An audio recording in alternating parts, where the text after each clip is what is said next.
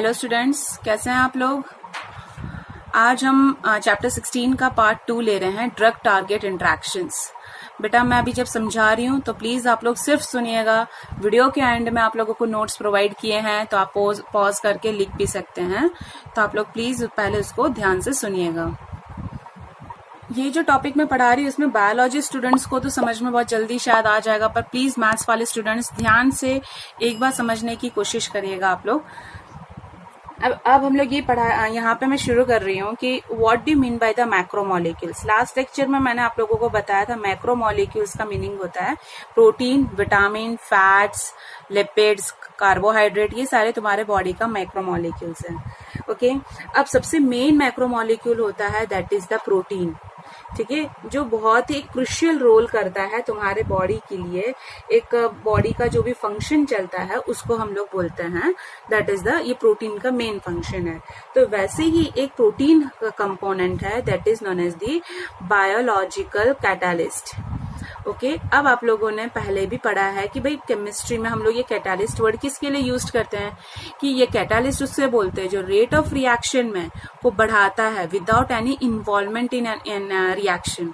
Reaction में involve नहीं होता, बस रिएक्शन को फास्ट करने में।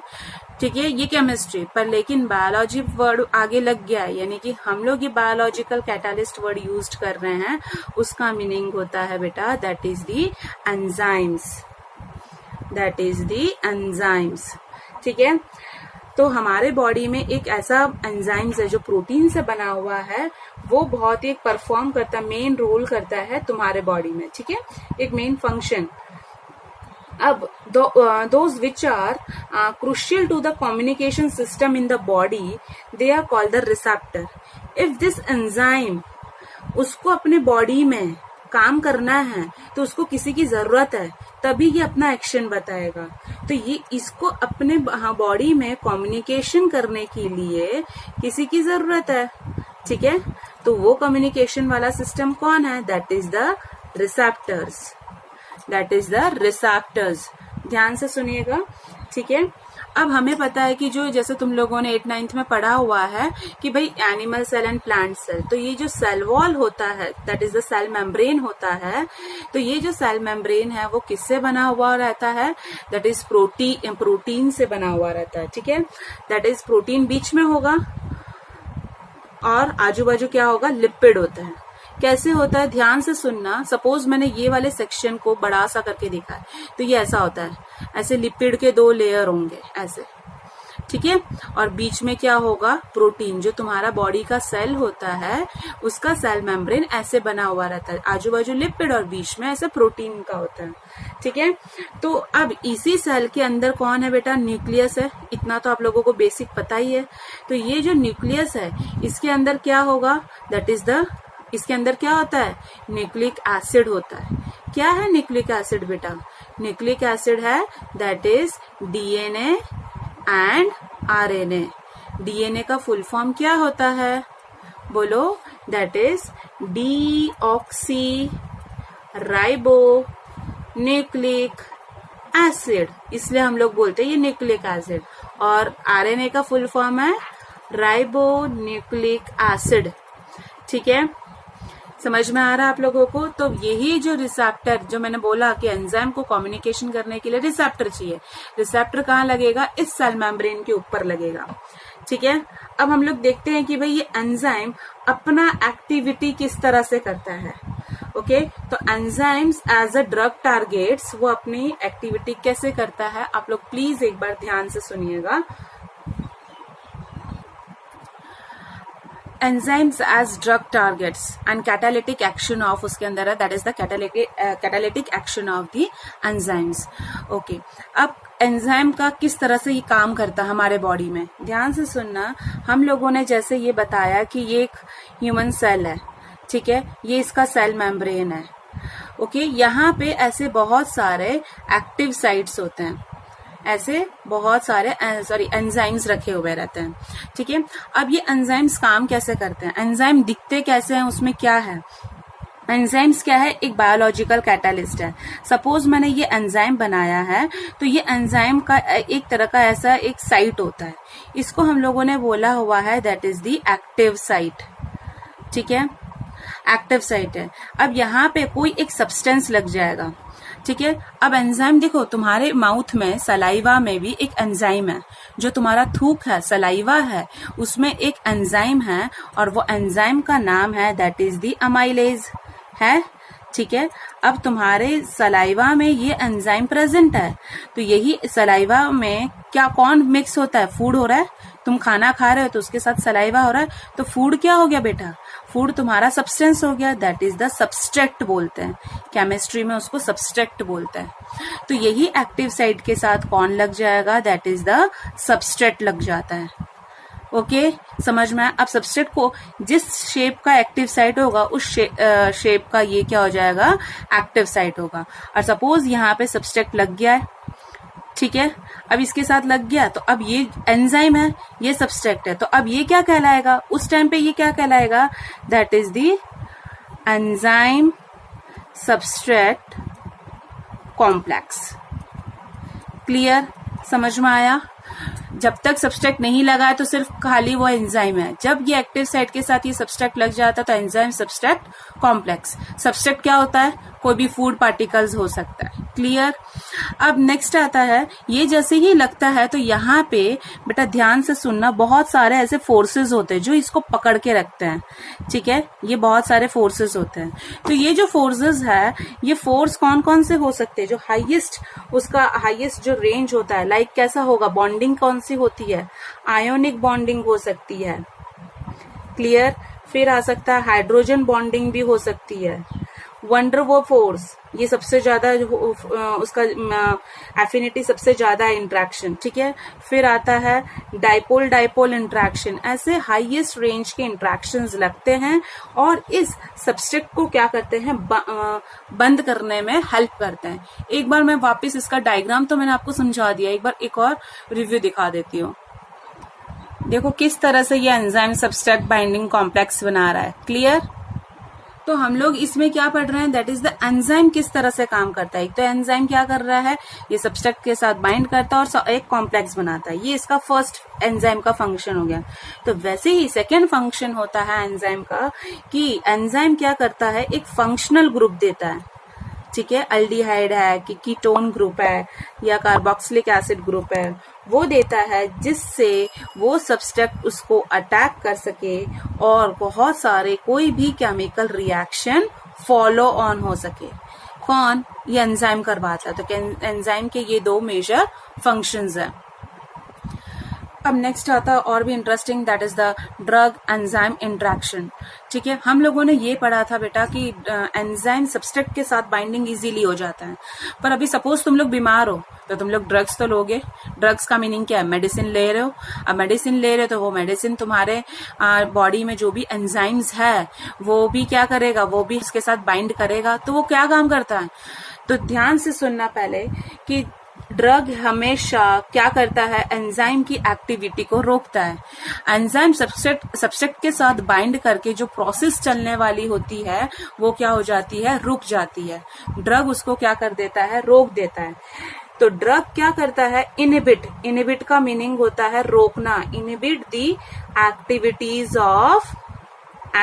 ऑफ दैट एंजाइम्स, वो रोक देता है और ब्लॉक कर देता है कि जहां पे ब्लॉक दी बाइंडिंग साइट, एंजाइम की जो बाइंडिंग साइट है, एंजाइम की ये जो बाइंडिंग साइट थी, इसको क्या कर देता है? वो ब्लॉक कर देता है, जिससे सब्सट्रेट आके ना बैठ सके, ठीक है। तो बेटा ऐसा ड्रग जो क्या कर रहा है? ब्लॉक कर रहा है, प्रिवेंट कर रहा है कि बाइंडिंग ना हो सके सब्सट्रेट को, वैसे ड्रग्स को हम लोग क्या बोलते हैं? दैट इज, याद रखिएगा, एंजाइम इनहिबिटर। एंजाइम इनहिबिटर यानी रोकना। किसको रोकना? एंजाइम को, इसलिए एंजाइम इनहिबिटर्स बोलते हैं। क्लियर? ऐसे ड्रग्स जो एंजाइम की एक्टिविटी को रोकते हैं उनको हम लोग एंजाइम इनहिबिटर बोलते हैं। तो किस तरह से रोकते हैं? एक दो मेजरली ये रोकने के लिए वो लोग दो वे फॉलो करते हैं, ठीक है। पहला वे हो सकता है फर्स्ट वे। ध्यान से सुनना, कभी कभी ड्रग क्या करते हैं, जो हमारा नेचुरल, यहाँ पे सपोज ये एंजाइम है और ये इसका एक्टिव साइट है। तो यहाँ पे जो सब्सट्रैक्ट लगना चाहिए, तो ड्रग क्या करता है, पहले आ जाता है।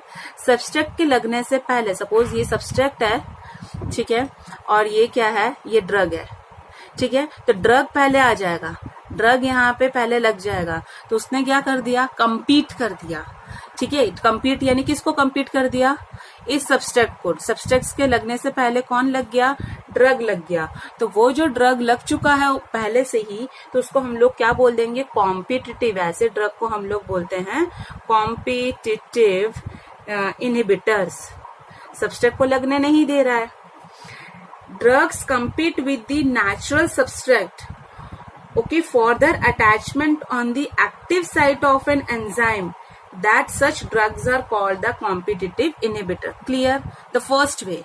तो बेटा सेकेंड वे क्या है, सपोज यहाँ पे ये ड्रग एंजाइम है, ये इसका एक्टिव साइट है, ओके। अब कुछ ड्रग ऐसे होते हैं जो इस एंजाइम की एक्टिव साइट के साथ बाइंड नहीं करते हैं, लेकिन सपोज यहाँ पे भी एक एक्टिव साइट है, ठीक है, तो ड्रग यहाँ पे बैठ जाएगा। वो क्या करेगा, एक्टिव साइट में जाके बाइंड नहीं कर रहा है, दूसरे साइट में जाके ये ड्रग यहाँ पे जाके बैठ चुका है, यहाँ पे बाइंड कर चुका है। तो ऐसा ड्रग जो एक्टिव साइट को छोड़ के दूसरे साइट में जाके बैठता है, वैसे साइट को हम लोग बोलते हैं दैट इज एलोस्टेरिक साइट। जब ये दूसरे साइट में लगेगा तो ये एंजाइम की एक्टिव साइट को क्या कर देगा, चेंज कर देगा। ध्यान से समझना। तो अब क्या होगा, अब देखो ऐसा शेप बन सकता है, समझ में आया, तो ऐसा शेप बन जाता है। तो this site changes the shape of the active site such a way that substrate can not recognise it. जो सब्सट्रैक्ट यहाँ पे आना चाहिए था वो इसको रिकॉग्नाइज नहीं करेगा, और क्या हो जाएगा, जो उसका ड्रग का काम था वो सक्सेस हो गया। ओके, नेक्स्ट ऐसा आता है, कभी कभी क्या होता है, जब ये एंजाइम एंड इनहिबिटर के बीच में, ये एंजाइम, मैं एक बार ये एलोस्टेरिक साइट आपको दिखा देती हूँ तो आपको और क्लियर होगा। This is the competitive inhibitor. देखो किस तरह से सब्सट्रैक्ट को हटा के खुद वो चला गया। देखो ये एलोस्टेरिक साइट है, दूसरे साइट में जाके ये ड्रग उसके साथ लग जाएगा। क्लियर? कभी कभी कोई इनहिबिटर इसके साथ, सपोज ये इनहिबिटर है, वो इसके साथ इतना स्ट्रांगली, ये जो भी यहाँ पे जो फोर्सेस लगते थे उसके साथ इतना ये स्ट्रांगली ये फोर्सेस ने इसको पकड़ रखा है, तो उस टाइम पे ये जो एंजाइम है वो क्या हो जाता है, ब्लॉक्ड हो जाता है, परमानेंटली ब्लॉक्ड हो जाता है। ठीक है, क्योंकि इनहिबिटर तो उसको काम करने देगा नहीं एंजाइम को, तो ये क्या होगा, ये एंजाइम ब्लॉक्ड हो जाता है और धीरे धीरे उसको बॉडी क्या कर देती है, डिग्रेड यानी अंदर ही डिसॉल्व कर देती है, डिस्ट्रॉय कर देती है, तोड़ देती है। ठीक है, तो body then degrades the enzyme inhibitor complex. इसको क्या बोला है, इसको हम लोगों ने बोला है एंजाइम इनहिबिटर कॉम्प्लेक्स। ठीक है, and synthesise the new enzyme, and this is the new enzyme. Clear बेटा, समझ में आ रहा है ना? Next topic, receptors as drug targets. अब रिसेप्टर क्या है, देखो ध्यान से समझना। एंजाइम्स क्या था, ठीक है, सब्सट्रैक्ट क्या था, ड्रग के साथ क्या कॉम्प्लेक्स है, ये एक और वर्ड आया है दैट इज रिसेप्टर। ओके, अब ये सपोज हमारा ऐसा ये सेल मेम्ब्रेन है, जो हम लोगों ने सेल बताया था, सेल मेम्ब्रेन। तो रिसेप्टर एक ऐसा प्रोटीन मॉलिक्यूल है जो कुछ अपना पार्ट बाहर की तरफ निकाल के रखा रहता है। ठीक है, इस तरह से बाहर की तरफ, और इसके पास भी क्या होता है, ये एक्टिव साइट होता है। रिसेप्टर भी एक ऐसा प्रोटीन है जो सेल मेम्ब्रेन में एम्बेडेड है। एम्बेडेड का मीनिंग है लटका हुआ है, जिसका कुछ पार्ट बाहर की तरफ, आउटर सरफेस में क्या है, बाहर की तरफ दिख रहा है। ठीक है, ये हमारे बॉडी में एक बॉडी कम्युनिकेशन प्रोसेस के लिए, हमारा बॉडी जिस तरह से काम कर रहा है, तो बॉडी कम्युनिकेशन प्रोसेस करने में ये बहुत हेल्प करता है रिसेप्टर। जिस तरह से तुम्हारा बॉडी कम्युनिकेशन कि अब मुझे चेयर से उठ के चलना है, यहाँ पे जाना है, तो जो तुम्हारा बॉडी कम्युनिकेशन, मसल्स कम्युनिकेशन कर रहे हैं, तो वो रिसेप्टर हेल्प करता है। अब तुम लोगों को थोड़ा सा समझाती हूँ। जैसे तुम्हें पता है कि हमारा ह्यूमन ब्रेन में कौन सा सेल होता है, सबसे जो सेल जो इधर है, ये सेल का नेम क्या है बेटा, वो है दैट इज द न्यूरॉन। हम लोगों को पता है कि न्यूरॉन इस तरह से दिखता है इस तरह से, ठीक है। तो एक न्यूरॉन से दूसरे न्यूरॉन यानी ब्रेन ही अपना हम लोगों को क्या करेगा, फंक्शन करवाएगा। अब सपोज तुम लोगों को उठ के चलना है, तो पैर तुम्हारे चल रहे हैं, तो ये क्या होगा, न्यूरॉन मैसेज किसको दे रहा है, तुम्हारे लेग्स के मसल्स को। या तुम्हें हाथ चलाना है, हाथ से काम करना है, कोई भी स्केलेटल मसल्स काम करना है, तो वो मसल्स को करेगा। मसल क्या है, वो मस्कुलर सेल है, वो भी सेल है, और सेल के ऊपर कौन बैठा है, ये रिसेप्टर है। तो बेटा न्यूरॉन जब किसी मसल सेल से या स्केलेटल मसल से बॉडी के कोई भी पार्ट से काम करवाना है, उस टाइम पे कुछ एक केमिकल रिलीज करता है, और उस केमिकल का नाम है that is the chemical messenger. Neuron, ध्यान से समझना बेटा, कि in the body message between the two neurons and that between the neurons to the muscles. Neuron to neuron जाना, एक न्यूरॉन से दूसरे न्यूरॉन जाएगा, फिर क्या कभी न्यूरॉन से मसल्स में जाना, मस्कुलर सेल्स में भी जाके अपना काम करवाना। ये जो कम्युनिकेशन करता है, इन कम्युनिकेशंस में क्या होता है, केमिकल मैसेंजर का क्या होता है, रिलीज्ड होता है, ठीक है। और वो ही केमिकल मैसेंजर जो केमिकल रिसीव्ड हुआ, वो कौन कहाँ पे बाइंड हो रहा है, यहाँ पे इस रिसेप्टर में बाइंड कर रहा है, ठीक है। केमिकल्स, ये जो केमिकल मैसेंजर्स होते हैं, वो क्या करते हैं, रिसेप्टर के साथ, ध्यान से सुनना, ये केमिकल मैसेंजर है, वो क्या कर रहे हैं, रिसेप्टर के साथ लगते हैं, और रिसेप्टर का शेप और साइज वो क्या कर देते हैं, चेंज कर देते हैं, ठीक है। अब ये जैसे ही चेंज करते हैं, तो वो क्या कर देता है, सेल अपना एक्शन दिखाना शुरू कर देते हैं। पर इसमें एक मेन बात ये है कि कभी भी ये जो केमिकल मैसेंजर है, वो सेल में एंटर नहीं होता है, do not enter in the cell, okay. और वो अपना एक्शन अपने आप ही बताना शुरू कर देता है। Chemical messenger gives message to the cell without entering the cell. There are large number of different receptor in the body.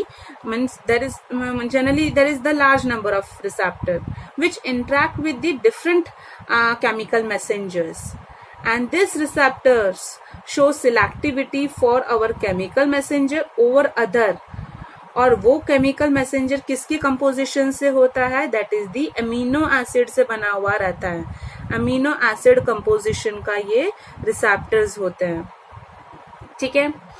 अब कभी कभी जो हम लोगों ने पढ़ा है कि ये जो रिसेप्टर था इस तरह से, ठीक है, ये इसका एक्टिव साइट है, तो यहाँ पे कभी कभी कौन लग जाता है, ये एक्टिव साइट में ड्रग्स लग जाते हैं।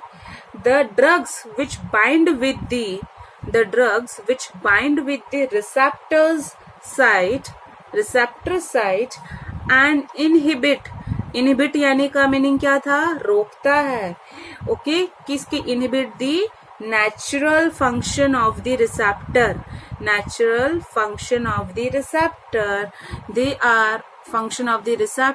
they are called the antagonist।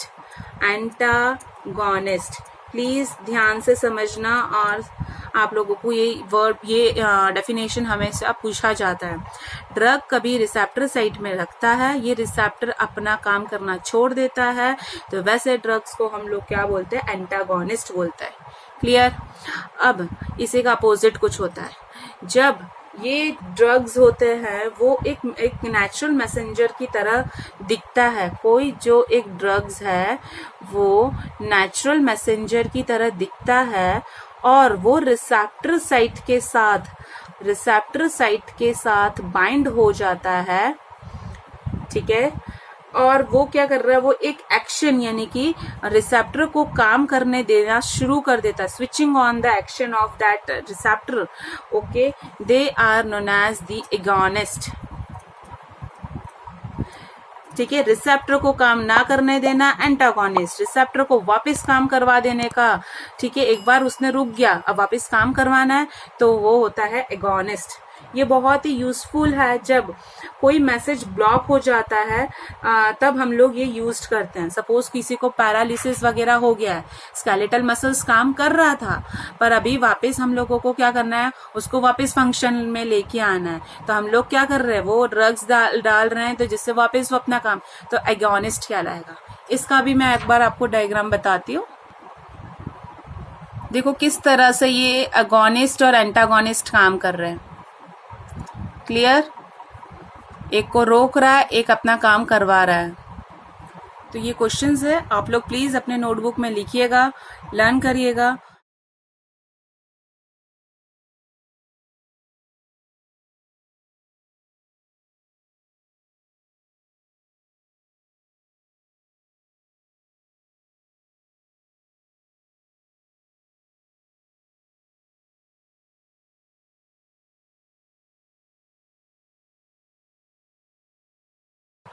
मेरे जो वीडियोस आपको अच्छे लगे हैं तो प्लीज़ इसको लाइक करिए, शेयर करिए और नेक्स्ट लेक्चर के लिए तैयार रहिए। Thank you so much students.